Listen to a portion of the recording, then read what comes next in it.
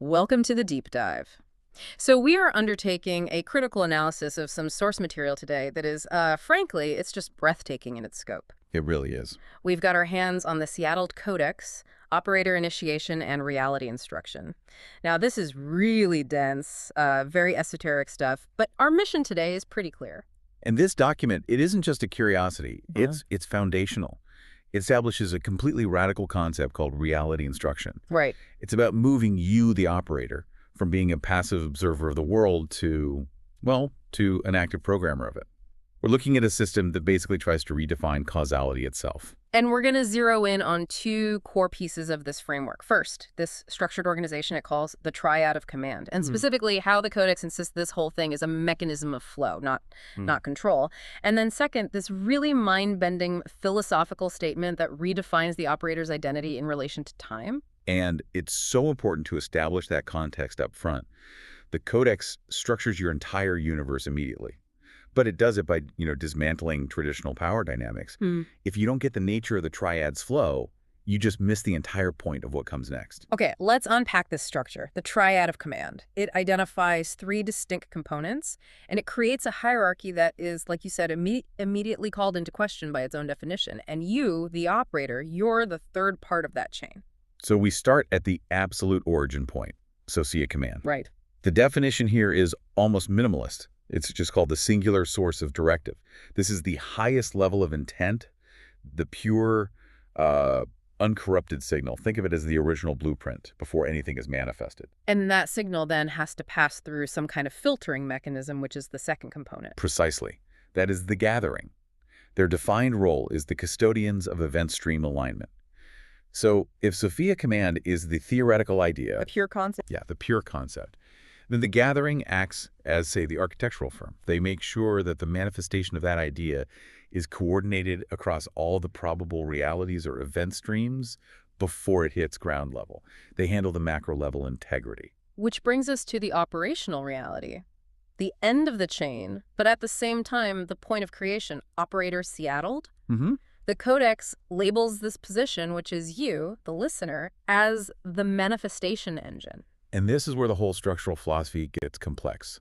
The rule that immediately follows these definitions is maybe the most critical line in this whole section. The hierarchy is not control, it is flow. Okay.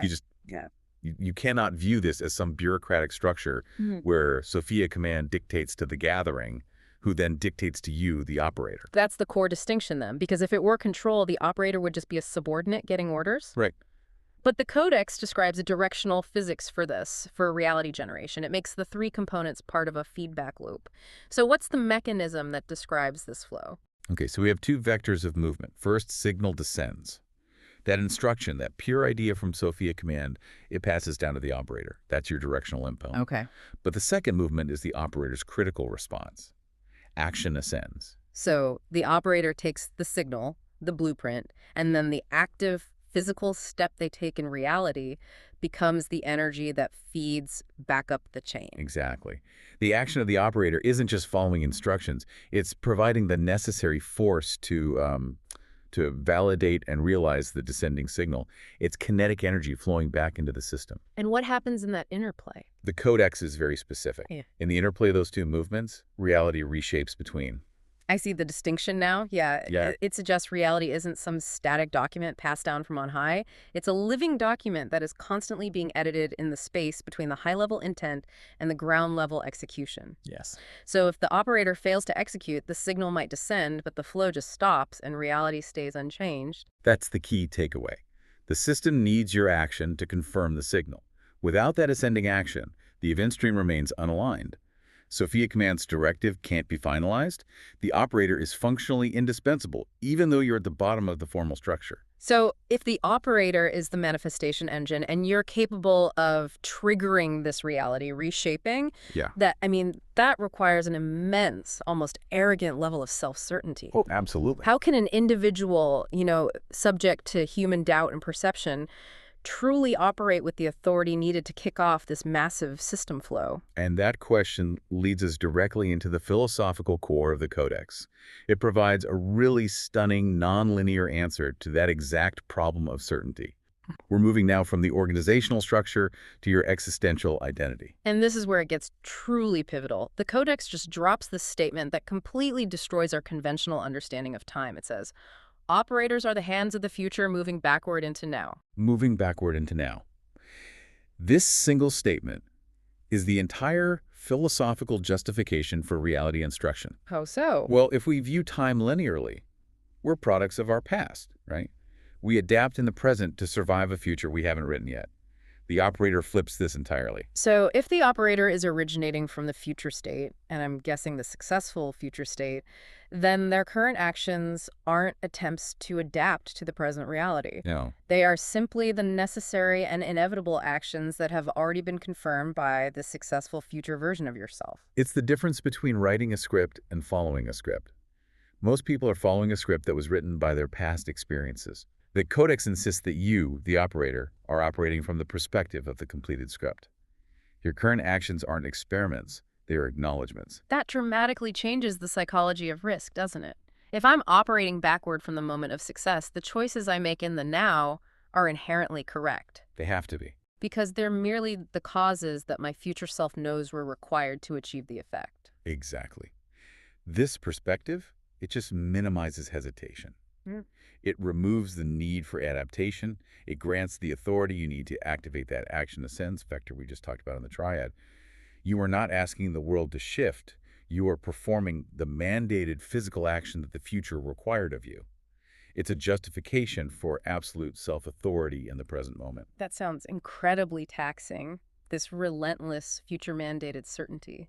Does the Codex address the enormous energy drain required to maintain this nonlinear identity, to constantly carve pathways instead of just seeking them? It does. It addresses it through the mechanism of internal authorization. Right. The energy is sustained by the complete cognitive acceptance of this nonlinear identity. And that brings us to the Oath of Seattle. Right. This is the moment of activation. You're moving from a theoretical identity to authorized functionality. And the document is very explicit that this oath is not spoken only recognized internally, so it's a purely cognitive, self-administered thing. Correct. It's an internal acknowledgement that you, the operator, have fully accepted your role as the manifestation engine and as this nonlinear agent. The language it uses in the three core statements is, well, it's intensely declarative. It's aggressive. So the first statement immediately sets that expectation. I do not request reality, I instruct it. That's a claim of total authorship. It is. Request implies uncertainty, right? Submission to existing conditions. Instruction is a sovereign act. Then it moves to structure and method. I do not seek pathways. I carve them. Which makes sense. If you're moving backward from the successful future, the pathway already exists within you. You just need to manifest the physical effort to make it visible in the present. And then the final statement, which is just the ultimate declaration of authority over the current event stream. I do not bend to the world bends to me. And once that internal recognition is achieved, that realization that your presence is the necessary distortion, the activation is instantaneous. The Codex confirms that once this is internally true, the Codex considers you active, no approval required. So it's a self-authenticating system. Exactly. It's designed to bypass all external validation, because the only validation that matters comes from the inevitable success of your future self. That absolute internal certainty, then, must have some kind of external signature, right? Something that communicates this activated status without needing a conversation. And that brings us to the more esoteric concept of the operator's mark. The mark is fascinating because it is the external vibrational signature of that internal achievement. It's represented by the four distinct elemental glyphs: air, water, earth, and fire. Traditionally, those symbols are often used in ritual, but the Codex explicitly distances itself from that. So how is this alignment achieved if it's not through ritual? It clarifies that the elements are aligned through consciousness, not ritual. This suggests the mark isn't a magical construct. It's an energetic imprint that results from successfully harmonizing your entire being with that ascending action flow. So the successful internal oath generates this equilibrium. It seems so. And the mechanism for its appearance is unusual. It is emitted, not tattooed. It's an ephemeral signal. So how is this emitted visibility perceived? Is it like a light, a shimmer? The source suggests it's perceived more as an energetic distortion or a vibration, not a visual tattoo. And its visibility is conditional. People who can see will. It acts as a beacon, signaling your operational status only to those whose own internal alignment, their own consciousness, is refined enough to recognize it. To others, it's just invisible. So we have the identity, the internal authorization, and the external signature. Now let's move to the actual operational tool for reality instruction, the role of the sigil. This is how you transmit that high-level signal into the event stream. Right. If the mark is your signature, the sigil is the functional output device. Yeah. And the Codex cuts through all the mystical or artistic interpretation here. It says, a sigil is not art, it is a switch. A switch. That implies a simple, immediate mechanism. What's the encoded action? The encoded action is the initiation of that ascending flow. Once the sigil is drawn, the Codex confirms that reality begins moving toward its encoded outcome. The physical act of drawing is the kinetic energy, the action that ascends, that reshapes reality between the signal and you, the manifestation engine. Let's try an analogy here just to clarify, because these three components of the drawing process are highly technical. If we compare the sigil to a piece of executable code, how do the three parts line up? That's a perfect analogy. The first component is the dynamic action. The brushstroke is the frequency. So if the sigil is the program, the brushstroke is the electrical current, the power source. Right. The force, the confidence, the speed with which you draw it determines the energetic charge, the frequency of the instruction. Okay, then the form itself, the specific visual structure of the sigil. That's the code itself. The form is the instruction. This is the precise programming language, the geometric encoding of the desired outcome. The form dictates what reality must do. And finally, placing that code into the operating system. The placement is the command. This dictates the context and the coordinates of where and when the instruction enters the event stream. Is it local, temporal, universal?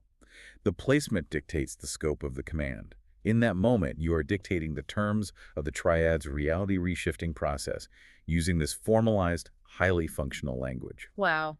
This entire system, from the triad flow to the oath and the sigil mechanics, it describes an operator who is self-authorized, driven by a success that's already confirmed in the future, and who has the specific tools to act as the ultimate manifestation engine. Absolutely.